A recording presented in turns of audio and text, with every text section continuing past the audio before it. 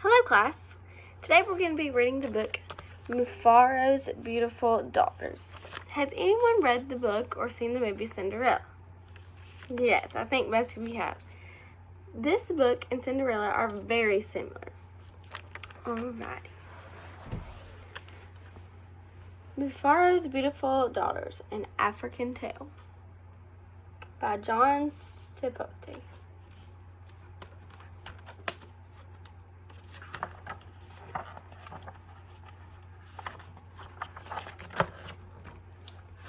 A long time ago, in a certain place in Africa, a small village lay across a river and half a day's journey from a city where a great king lived. A man named Mufaro lived in this village with his two daughters, who were called Manyara and Nyasha. Everyone agreed that Manyara and Nyasha were very beautiful.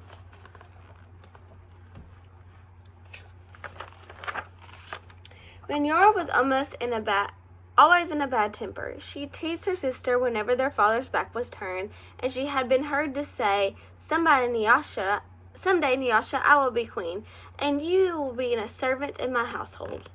If that should come to pass, Nyasha responded, I will be pleased to serve you. But why do you say such things? You are clever and strong and beautiful. Why are you so unhappy? Because everyone talks about how kind you are, and they praise everything you do, Manyara replied. I'm certain that Father loves you best, but when I am queen, everyone will know that your silly kindness is only weakness.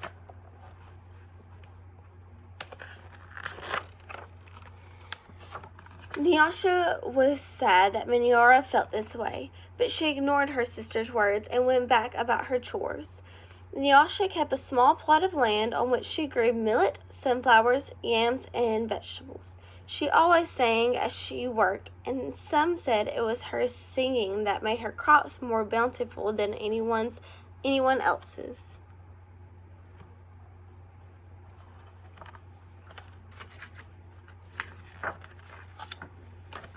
One day, Nyasha noticed a small garden snake resting beneath a yam vine. Good day, little Nyoka, she called to him.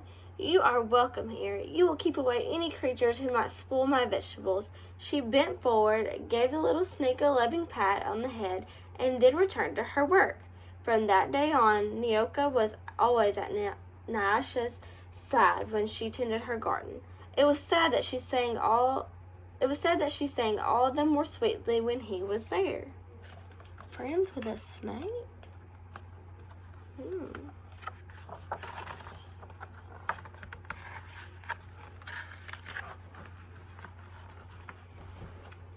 Mufaro knew nothing of how Manyara treated Nyasha.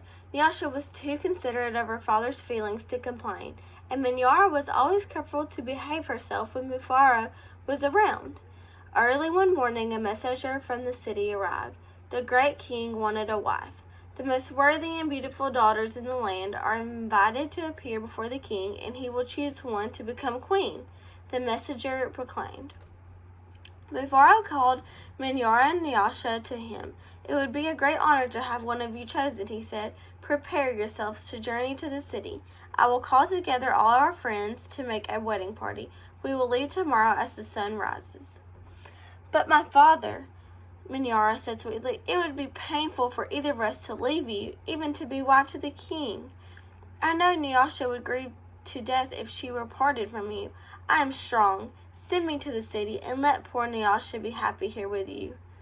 Mufaro beamed with pride. The king has asked for the most worthy and the most beautiful. No, Manyara, I cannot send you alone. Only a king can choose between two such worthy daughters.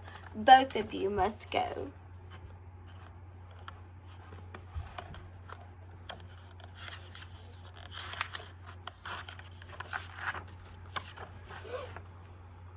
That night, when everyone was asleep, Manyara stole quietly out of the village. She had never been in the forest at night before, and she was frightened.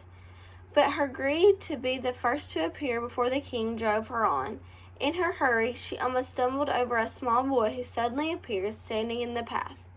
Please, said the boy, I am hungry. Will you give me something to eat? I have brought only enough for myself, Manyara replied. But please, said the boy, I am so very hungry. Out of my way, boy, Tomorrow I become your queen. How dare you stand in my path? It's not very nice.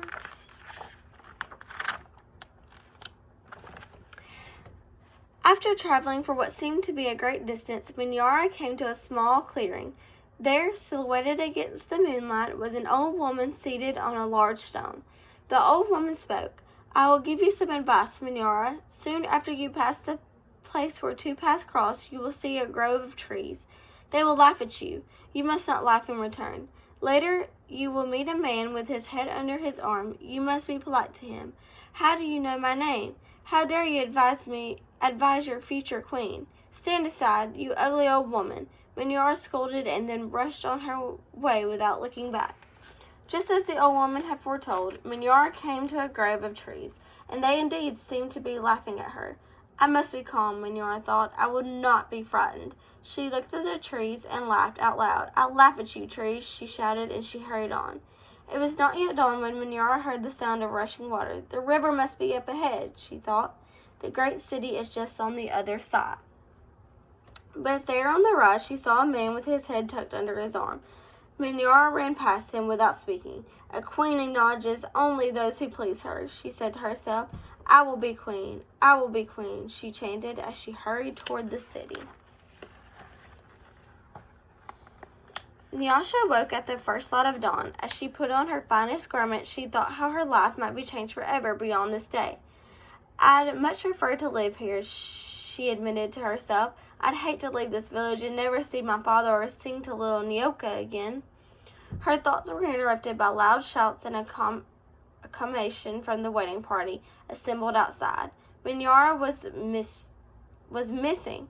Everyone bustled about, searching and calling for her. When they found her footprints on the path that led to the city, they decided to go on as planned.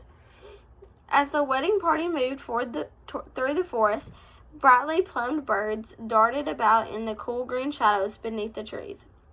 Though anxious about her sister, Nyasha was soon filled with excitement about all there was to see.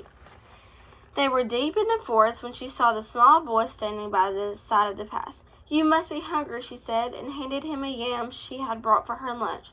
The boy smiled and disappeared as quietly as he had come. Later, as they were approaching the place where the two paths crossed, the old woman appeared and slightly pointed the way to the city. Nyasha thanked her and gave her a small pouch filled with sunflower seeds. The sun was high in the sky when the party came to the grove of towering trees. The uppermost branches seemed to bow down to Nyasha as she passed beneath them. At last, someone announced that they were near their destination. Nyasha ran ahead and topped the rise before the others could catch up with her. She stood transfixed at her first sight of the city. Oh, my father, she called, a great spirit must stand guard here. Just look at what lies before us. I never in all my life dreamed there could be anything so beautiful. Let me see the city. But where's your sister? Arm in arm, Nyasha and her father descended the hill, crossed the river, and approached the city gate. Just as they entered through the great doors, the air was rent by piercing cries, and Minyara ran wildly out of the chamber at the center of enclosure. When she saw Nyasha, she fell upon her, sobbing. Do not go to the king, my sister. Oh, please, father, do not let her go, she cried hysterically. There's a great monster there, a snake with 5 heads. He said that he knew all of my faults and that I displeased him. He would have swallowed me alive if I had not run. Oh, my sister, please do not go inside that place. It frightened Nyasha to see her sister so upset, but leaving her father to comfort Minyara, she bravely made her way to the chamber and opened the door.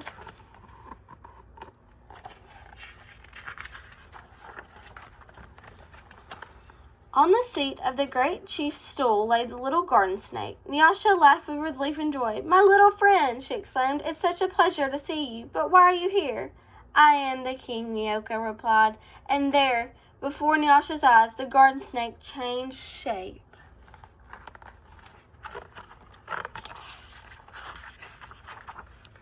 I am the king. I am also the hungry boy whom you shared a yam in the forest, and the old woman whom you made a gift of sunflower seeds. Do you know me best as Nyoka? Because I have been all of these things. I know you to be the most worthy and most beautiful daughter in the land. It would make me very happy if you would be my wife." The snake transformed into the king. And so it was that, a long time ago, Nyasha agreed to be married. The king's mother and sisters took Nyasha to their house, and the wedding preparations began. The best weavers in the land laid out their finest cloth for the wedding garments. Villagers from all around were invited to the celebration, and a great feast was held. Nyasha prepared the bread for the wedding feast from millet that had been brought from her village. Mufaro proclaimed to all who would hear him that he was the happiest father in all the land, for he was blessed with 2 beautiful and worthy daughters, Nyasha the queen, and Minyara a servant in the queen's household.